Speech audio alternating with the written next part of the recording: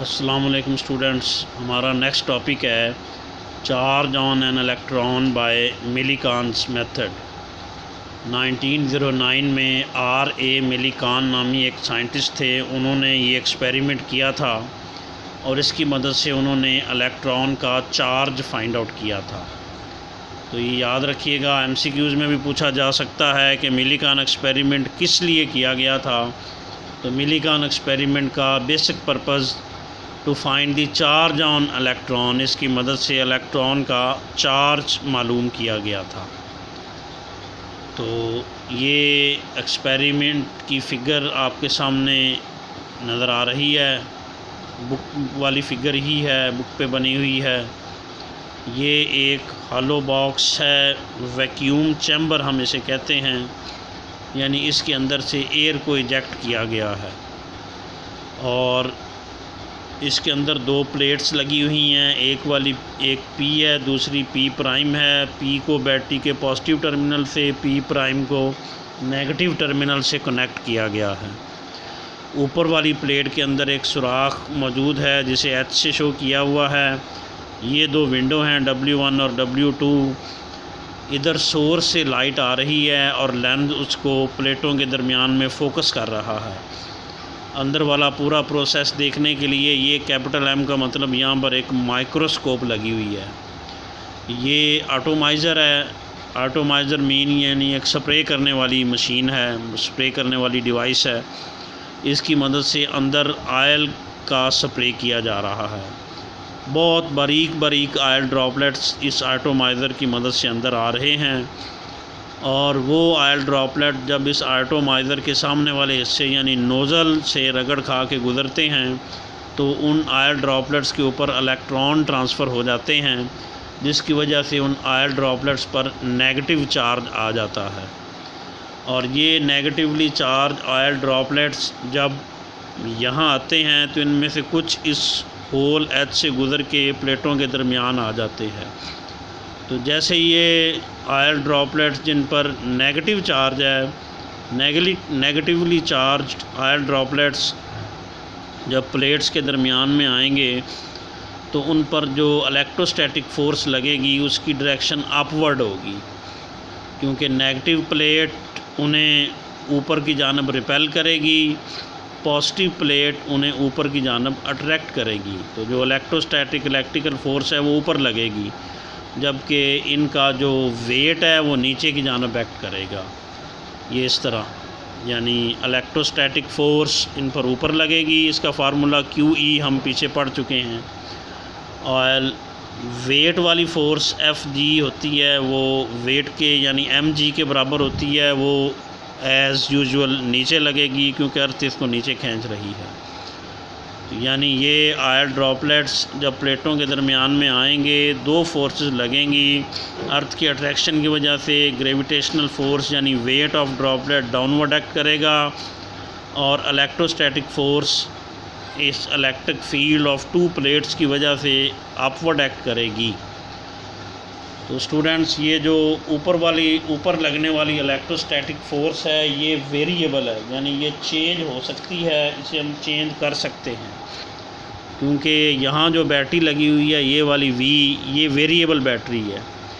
अगर हम इसका पोटेंशियल यानी बैटरी का वोल्टेज चेंज कर दें, यानी ये जो वोल्टेज सोर्स है ये वेरिएबल है। बैटरी तो वैसे समझने के लिए है, ये वोल्टेज सोर्स जो है वो वेरिएबल है, वोल्टेज सोर्स कह लें।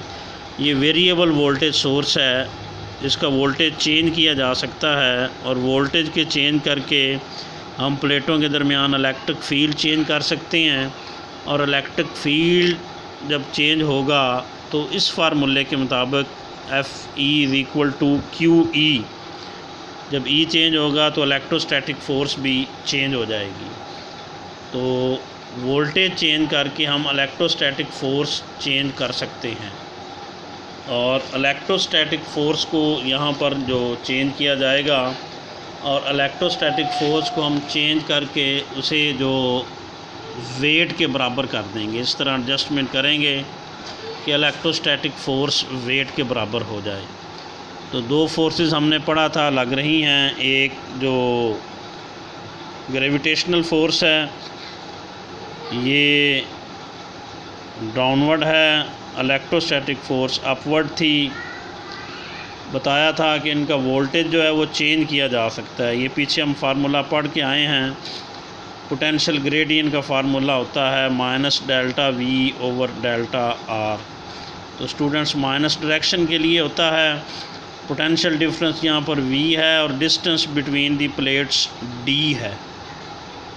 बुक पे प्लेट्स के दरमियान डिस्टेंस को d से शो किया हुआ है। तो ये रिलेशन शो कर रहा है कि जब हम वोल्टेज सोर्स का वोल्टेज चेंज करेंगे तो E चेंज हो जाएगा, यानी इसको इंक्रीज़ करेंगे तो इलेक्ट्रिक फील्ड भी बढ़ जाएगा। जब वोल्टेज को कम करेंगे तो प्लेटों के दरमियान इलेक्ट्रिक फील्ड भी कम हो जाएगा। तो इलेक्ट्रोस्टैटिक फ़ोर्स का फार्मूला ये E = F ओवर Q के फार्मूले से बनता है। ये पीछे भी हमने पढ़ा था। FE = होता है फिर QE के। तो जब हम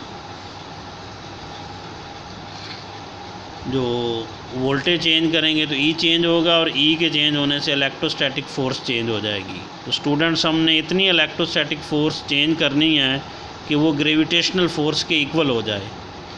और जब इलेक्ट्रोस्टैटिक फ़ोर्स चेंज होते होते ग्रेविटेशनल फ़ोर्स के इक्वल होगी तो ड्रॉपलेट पर लगने वाली नेट फ़ोर्स ज़ीरो हो जाएगी, क्योंकि जितनी फ़ोर्स ऊपर लग रही होगी उतनी नीचे ये दोनों एक दूसरे को कैंसिल कर देंगी। यानी फ़र्ज़ करें वेट उसका 10 न्यूटन का है तो इलेक्ट्रोस्टैटिक फ़ोर्स भी हमने चेंज करते करते 10 न्यूटन कर देनी है। बार बार बता रहा हूँ इलेक्ट्रोस्टैटिक फ़ोर्स कैसे चेंज होगी।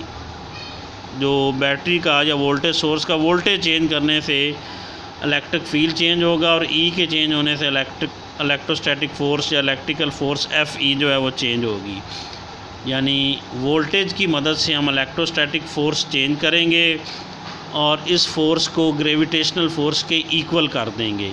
यानी अगर ये 10 न्यूटन की है ग्रेविटेशनल फ़ोर्स तो इलेक्ट्रोस्टैटिक फ़ोर्स भी 10 न्यूटन की चेंज करते करते कर देंगे। जब ये दोनों फोर्सेस इक्वल हो जाएंगी तो ड्रॉपलेट पर लगने वाली नेट फोर्स ज़ीरो होगी, क्योंकि इनकी डायरेक्शन अपोजिट है।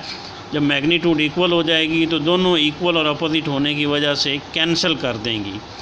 तो उस वक्त ड्रॉपलेट पर लगने वाली फ़ोर्स ज़ीरो हो जाएगी। जब ड्रॉपलेट पर लगने वाली फ़ोर्स ज़ीरो होगी तो वो ड्रॉपलेट रुक जाएंगे। और बताया था माइक्रोस्कोप लगी हुई है, माइक्रोस्कोप के ऊपर वो ड्रॉपलेट रुके हुए एक्चुअली दिखाई देंगे। हमें ये फोर्सेस तो नज़र नहीं आ रही, माइक्रोस्कोप में ड्रॉपलेट नज़र आ रहे हैं। जब एक ड्रॉपलेट को हम फोकस करेंगे, जब वो हमें रुका हुआ नज़र आए, ड्रॉपलेट जब रुका हुआ नज़र आए तो ये इस बात की अलामत है कि ग्रेविटेशनल फ़ोर्स और electrostatic force FE become equal to each other. ये दोनों फोर्सेस एक दूसरे के इक्वल हो गई हैं।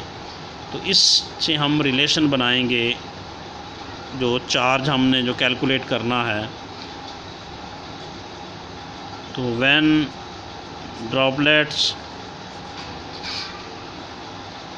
आर स्टेशनरी या बिकम स्टेशनरी, जब ड्रॉपलेट रुक जाएं तो ये इस बात की अलामत है कि इलेक्ट्रोस्टैटिक फ़ोर्स और ग्रेविटेशनल फ़ोर्स आपस में इक्वल हो गई हैं। दोनों ने एक दूसरे को कैंसिल कर दिया और ड्रॉपलेट रुक जाएं। वो रुके हुए ड्रॉपलेट माइक्रोस्कोप के अंदर नज़र आएंगे। इनकी वैल्यू पुट कर दें। तो अभी हमने पढ़ा था इलेक्ट्रोस्टैटिक फ़ोर्स की वैल्यू होती है जो QE और ग्रेविटेशनल फ़ोर्स की वैल्यू होती है mg। ये दोनों इक्वल हो जाएंगी। E का फार्मूला अभी हमने बनाया V/D, ये ग्रेडियंट के फार्मूले से बना। ये पुट करेंगे इज इक्वल टू क्या आएगा mg के। हमने Q कैलकुलेट करना है यहाँ पर, चार्ज ऑन ड्रॉपलेट्स। D उधर मल्टीप्लाई करेगा, V इधर आकर डिवाइड करेगा, ये चार्ज का फार्मूला बनेगा। तो स्टूडेंट्स ये था चार्ज का formula, charge on oil droplets का। इसमें जो वेरिएबल्स हैं, जो पैरामीटर्स हैं, जी की वैल्यू का हमें पता है, डी डिस्टेंस बिटवीन प्लेट्स हमें पता है, वी वोल्टेज जो अप्लाई किया गया हमें पता है, M stands for mass of oil droplets. Oil droplets के मास का हमें नहीं पता कि उनका मास कितना है, तो इनका मास हम कैलकुलेट करेंगे। मास निकालने के लिए अलग से एक रिलेशन बनाएंगे। मास कैसे निकलेगा इनका ड्रॉपलेट्स का, ये देखिएगा। डिटर्मिनेशन ऑफ मास, यानी इनका मास कैसे कैलकुलेट हो सकेगा, इसके लिए हम डेंसिटी का रिलेशन यूज़ करेंगे। तो स्टूडेंट आपको याद होगा कि डेंसिटी जो है ये मास ओवर वॉल्यूम के इक्वल होती है। इसको रॉ से शो करेंगे।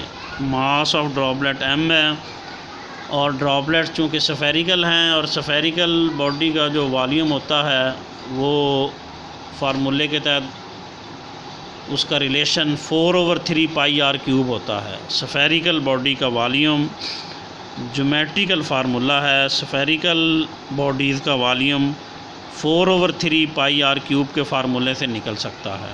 हमने m निकालना है, तो ये डिवाइड कर रहा है, उधर जाकर मल्टीप्लाई करेगा।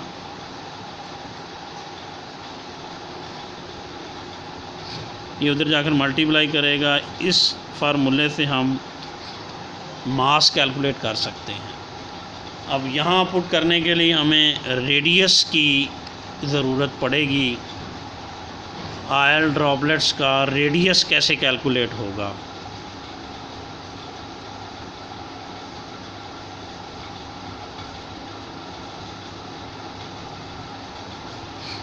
आर स्टूडेंट्स, रेडियस कैलकुलेट करने के लिए हम जो एक्सपेरिमेंट हमने देखा था उसमें इलेक्ट्रिक फील्ड को स्विच ऑफ कर देंगे। पहले तो हमने ये पढ़ा था कि दो फोर्सेस लग रही हैं, एक इलेक्ट्रोस्टैटिक फ़ोर्स है जो अपवर्ड लग रही थी, एक ग्रेविटेशनल फोर्स जो डाउनवर्ड लग रही थी। जब हम बैटरी उतार लेंगे, इलेक्ट्रिक फील्ड स्विच ऑफ कर देंगे, वोल्टेज ख़त्म कर देंगे, तो इलेक्ट्रिकल फोर्स FE ख़त्म हो जाएगी। अब ड्रॉपलेट कांस्टेंट वेलोसिटी से नीचे गिरेंगे, और जब कांस्टेंट वेलोसिटी से वो नीचे गिर रहे होंगे तो पहले उसमें एयर भी मौजूद नहीं थी, अब एयर को भी अंदर एंटर कर देंगे तो एयर भी अंदर मौजूद होगी। अब उस पर जो फोर्सेस लगेंगी, वेट यानी ग्रेविटेशनल फोर्स ऑयल ड्रॉपलेट को नीचे खींचेगा और एयर की ड्रैग फोर्स ऊपर खींचेगी। और चूंकि ये कांस्टेंट वेलोसिटी से नीचे गिर रहे हैं, इसलिए जो नीचे लगने वाली ग्रेविटेशनल फोर्स और ड्रैग फोर्स आपस में इक्वल होंगी। ये हमने फ़र्स्ट ईयर के छठे चैप्टर में भी पढ़ा था। और जब ये दोनों फोर्सेस इक्वल होती हैं तो बॉडी कांस्टेंट वेलोसिटी से नीचे गिरती है, उसे टर्मिनल वेलोसिटी कहते हैं। तो टर्मिनल वेलोसिटी के रिलेशन की मदद से हम ये रेडियस कैलकुलेट करेंगे। तो ड्रॉपलेट चूँकि कांस्टेंट वेलोसिटी से नीचे गिर रहे हैं, इसका मतलब ये ग्रेविटेशनल फोर्स और ड्रैग फोर्स आपस में इक्वल हो चुकी हैं। ग्रेविटेशनल फोर्स का फार्मूला वही mg और ड्रैग फोर्स का फार्मूला होता है 6 पाई ईटा r v। v के नीचे t चाहे लिख दें, t stand for terminal velocity. तो m की वैल्यू यहाँ पुट कर दें पीछे वाली, क्योंकि हमने रेडियस यहाँ से कैलकुलेट करना है।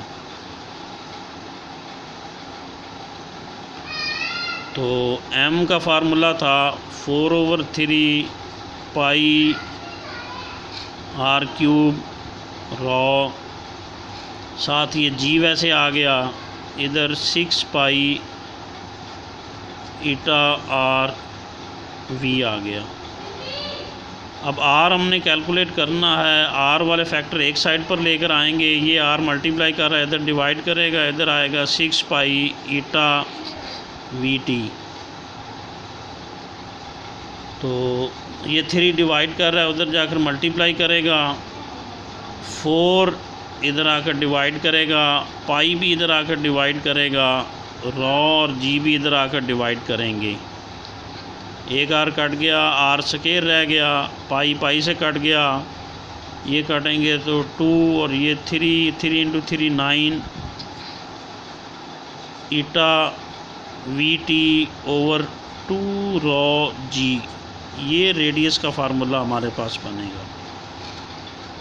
तो स्टूडेंट इस फार्मूले से हम रेडियस कैलकुलेट कर सकते हैं। अब इस फार्मूले में टर्मिनल वेलोसिटी का जिक्र भी मौजूद है, तो टर्मिनल वेलोसिटी याद रखें कैलकुलेट करने के लिए माइक्रोस्कोप के अंदर से हम देख रहे हैं, ये फ़र्ज़ करें वही दो प्लेटें थी, इनके माबैन डिस्टेंस जो था वो हमारे पास D था।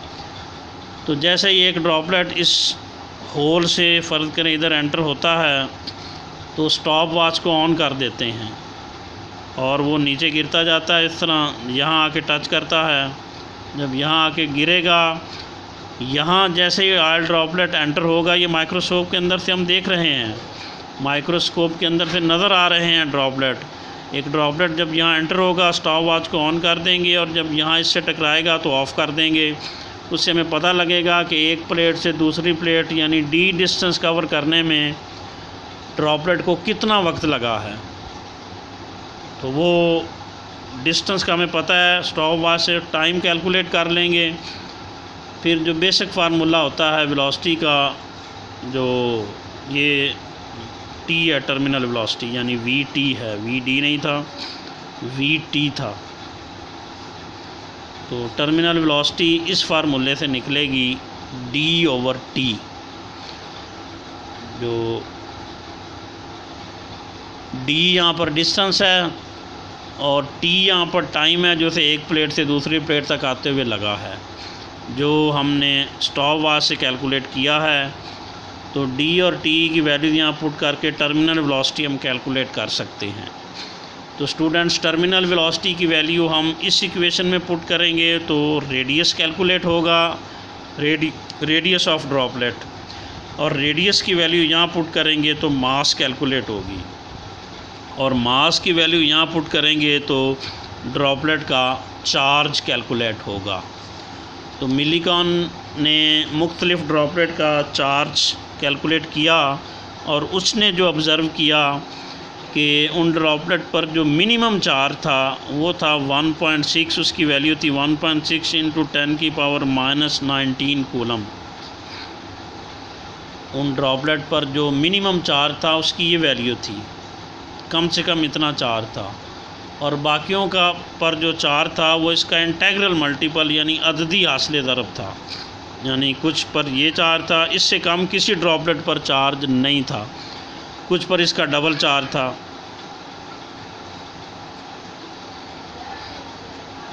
कुछ पर इसका 3 टाइम चार्ज था।